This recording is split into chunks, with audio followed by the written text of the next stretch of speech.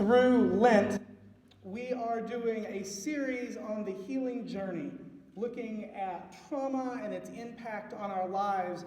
During our Bible study and lunchtime, we're having some deeper conversations, and my hope is that each week the sermon that follows will kind of help us review where we've been or draw from those thoughts.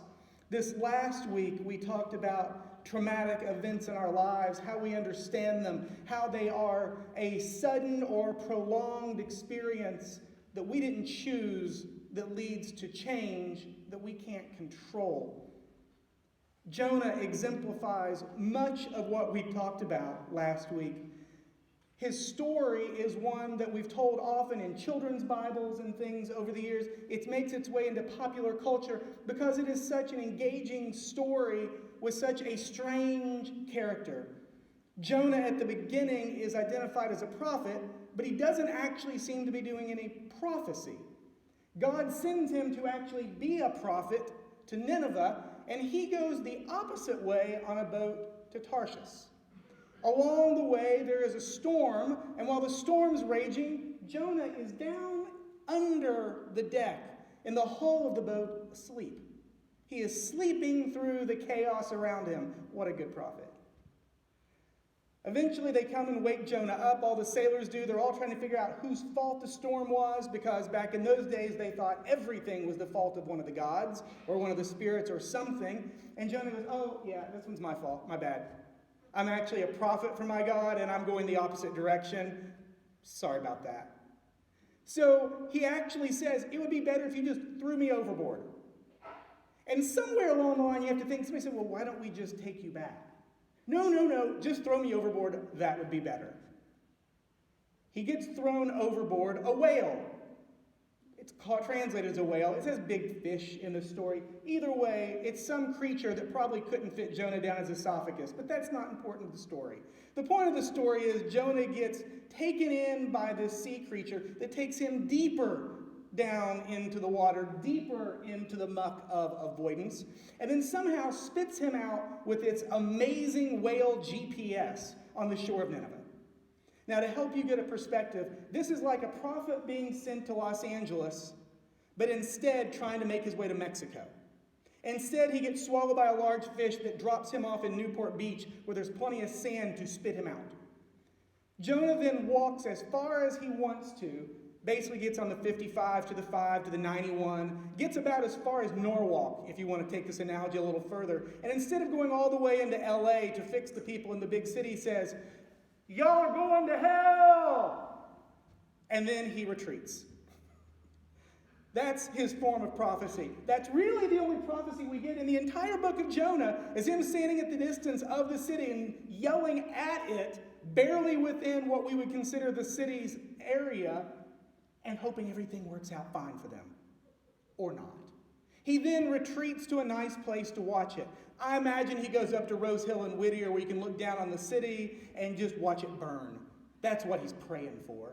He wants to watch Nineveh burn, and it doesn't. And he's mad about it. And he's stewing, sitting on the hill. I knew you were a God of grace who was going to forgive people.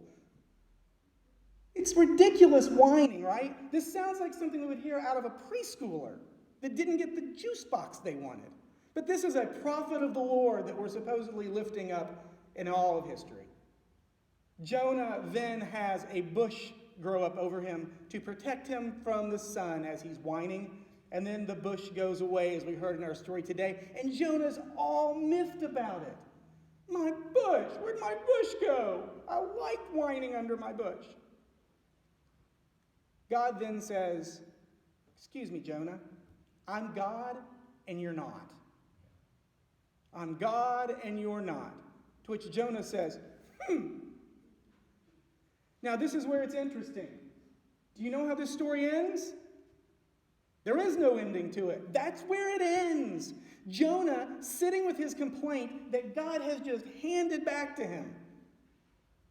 Doesn't this sound like a story Jesus would tell? The rich young ruler, where Jesus says, go make your choice, and we don't know what he does. Or the prodigal son and his brother, and we don't know how they reconcile. This really is the parable of the bad prophet. It's not really a historical book. It's not a prophetic book. It's a parable of a bad prophet. But in Jonah, in that character, we can learn a lot, including a lot of the things we talked about last Sunday. Something has happened to Jonah. He's been through some sort of trauma. We just don't know what it is. But we see his behaviors.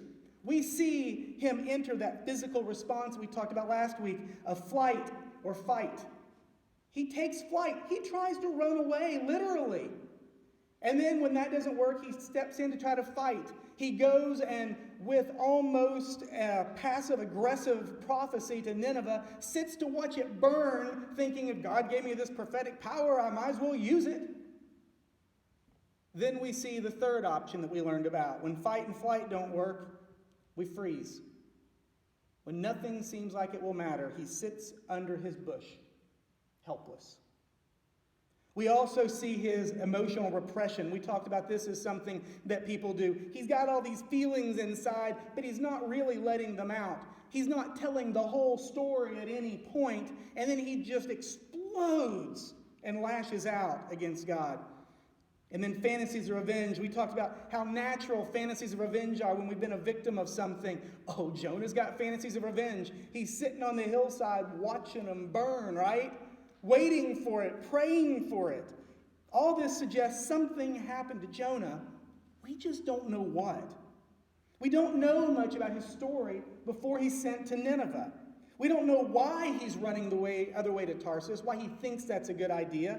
We don't know why being thrown overboard would feel better than going back.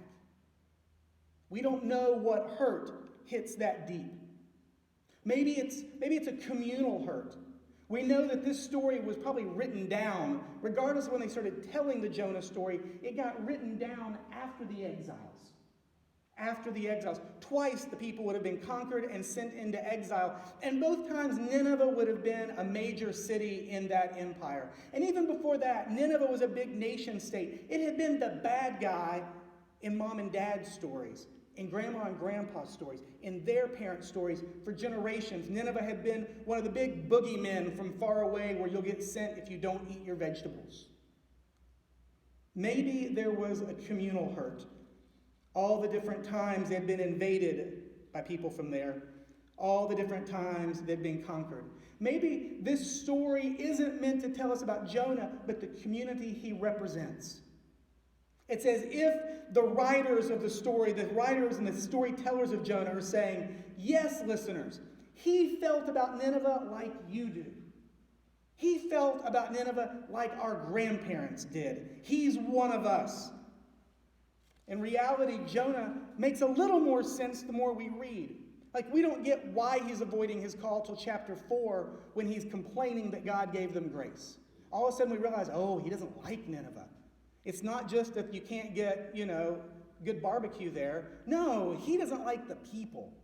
It's not that he doesn't like travel. He doesn't like the destination. We don't figure out, though, exactly why he hates them. We're still left in a mystery. We don't know what happened to Jonah that made him feel that way. But maybe we can take it another direction. Maybe we can look at this from the other side. Did Jonah know? Did Jonah know what hurt so much? Did Jonah understand where his feelings were coming from? Was he self-aware enough? Was he in touch with his feelings to understand how it impacted his choices? Or was he just oblivious? Was he just checked out? Was he constantly, intentionally choosing to rebel against God? Or was he just avoiding his feelings? Was he just acting out in this adult temper tantrum rather than thinking through how he felt and what led him to get there? I tell you, trauma can lead us to some strange behaviors. Unresolved hurts can lead to really strange choices. For Jonah and for us, some of the dumbest things we have said as people come from places of hurt. Some of the dumbest things we say as people are towards those we love. Right? Some of the dumbest things we've said are from places of hurt, and some of the dumbest things we said are to those we love. Some of the dumbest things we say come from the pain of our past, And we say them to those that we love in the present. Rarely do we warn people before we're about to dump on them, right? Rarely do we give them a heads up. When has everyone ever said to you, quick warning, I'm about to throw a nutty and dump a whole bunch of emotions on you that aren't your fault? Has anybody ever given you the courtesy of that warning? Has someone ever said to you, no offense, but I just don't trust anyone to love me after I say what I'm getting ready to say to you. You're the only one I trust with all this hurt. So, blah. Usually we don't even give people the simple warning of a sorry, not sorry, I'm going to spew unresolved pain all over you. We don't always realize how our hurt shapes our behavior. Instead, we hide our feelings. Instead, we avoid our feelings. We dump them over others, unaware of the mess we're making. Often, instead of owning it, we cry out and complain about random stuff. We beg the world to affirm our pain, as we are sure that ours is worse than others. Instead, we blame God or karma or anything that won't argue back. Even if it's the bush that grew up overnight, we might call that a weed, or a worm. In the end, it's okay. In the end, it's okay. This dumping on God is not a horrible thing. God can take it. One of the things that gives us so much freedom out of the Jonah story, that gives us a sense of grace, is that Jonah dumped all his garbage on God, and God said, okay, and I still care about you. Here's a bush. He said, Jonah, do you really have the right to complain? And Jonah just keeps complaining. And God stays in relationship with Jonah. God can take it. God can handle our pain. God can absorb the misplaced blame and anger. God listens to Jonah, even when he's throwing the nutty. God still listens to Jonah and to us. In our heartfelt prayers, in our emotional tirades, even our irrational, hypocritical, self-involved, racist, sexist, self-defeatist, hetero-hating, conservative bashing, caffeine-fueled, church-inspired hurt rants, our personal prayers. God takes it. God can absorb it all, and God still loves us. Now remember, God heard Jonah's rant, and God still loved Jonah, but God also handed a whole lot of that rant right back to Jonah. Not as punishment, but out of honesty. God asked Jonah, excuse me, is your pain bigger than my love? Is your need to hurt greater than your capacity to love? God hands it back to Jonah. Is your hurt as endless as my grace? Is your hurt as endless as my grace? Remember, this is an open-ended story. We don't get the answer to how Jonah responds to God. We don't know if Jonah comes around and says, you know, you're right. Let me go to Nineveh and work on reconciliation. You're right. Let me try to be the go-between between Nineveh and my people and try to heal historic harms. Or if he gives God and walks away. We don't know. But that's the beauty of a parable, right?